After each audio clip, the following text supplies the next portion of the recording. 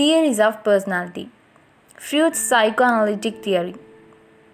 Sigmund Freud, Viennese physician, was particularly interested in treating patients with emotional problems.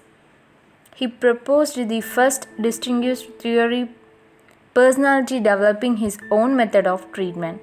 According to psychoanalysis, unseen forces motivate man with more than one's own conscious and rational thought.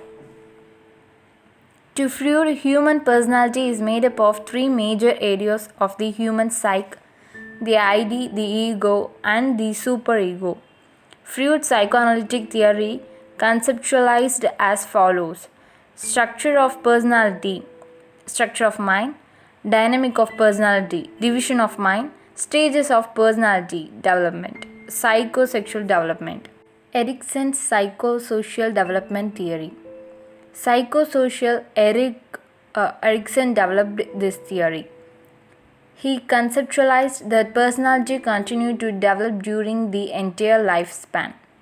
He described 8 stages of personality development, each of which involves the resolution of causes. According to him, success in each stage depends on person's adjustment in the previous stages.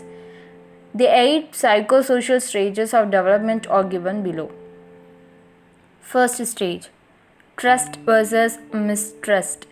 This stage consists from birth to 18 months. From babyhood, the infant leans about the basic trustworthiness of the environment.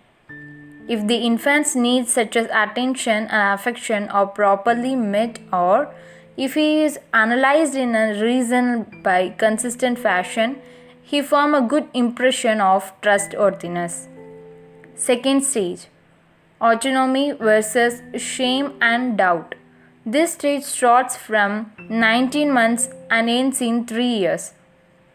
During the first 3 years, children's physical development allows them to increase their autonomy and establish greater contact with the surrounding.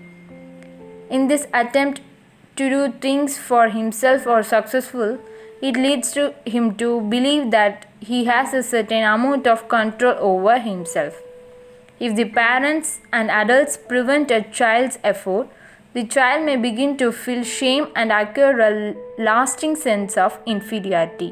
Third stage: initiative versus guilt.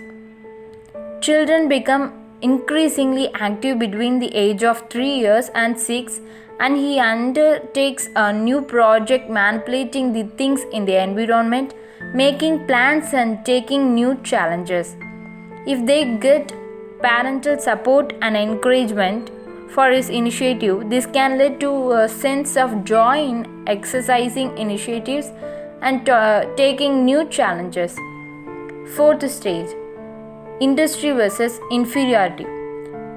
During the years 6 to 11, the child develops numerous skills and capabilities in school and at home and with his peers. They must learn the skills needed for the full functioning of adults, including personal care, productive work, and independent social limits. Fifth stage: identity versus role confusion. This stage is from 12 years to 19 years. With the onset of puberty, childhood ends and adolescence starts. In Erikson's view, identity is achieved by integrating number of roles such as student, sister, brother, son, daughter, friend, and so on. Sixth stage: intimacy versus isolation. This stage is from 19 years to 24 years, called as early adulthood. The central conflict is that of intimacy versus isolation. It is an ability to share oneself with another person of the opposite sex without fear of losing the other identity. Seventh stage: generativity versus stagnation. This stage is from 25 years to 60 years. This stage is known as adulthood or middle age. People who have successfully negotiated the superior stages are likely to find meaning and joy in all the activities of life, career, family, and society. Eighth stage: integrity versus despair. This is the last stage of the life. It is normal for individual to look back over his life and make judgments. If one looks back over one's life and finds satisfaction and that it has had meaning and involvement, then one has a sense of integrity. Social Learning Theory by Dollar and Miller. John Dollar and Neil Miller were the pioneers of the social learning theory. In their view, habits make up the structure of personality. One assumption is that many of behavior makeup of personality are conditioned or learned.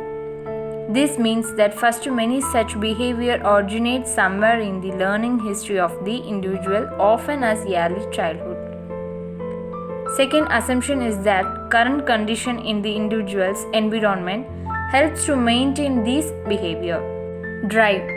It is a basic interest of an individual to do certain things or to achieve certain goals. Responses. It is a reaction that takes place with the help of clues or heads to achieve the goals or to fulfill the drive. Rewards. If the individual is to achieve the goal and drive which is he fulfill in a successive manner, then the individual makes that response more likely to occur in future. These four factors shape learning and in turn shape our behavior and personality. Critical childhood situations which determine how our responses are reinforced by the complex social system are feeding, toilet training, and learning to express out anger and aggression.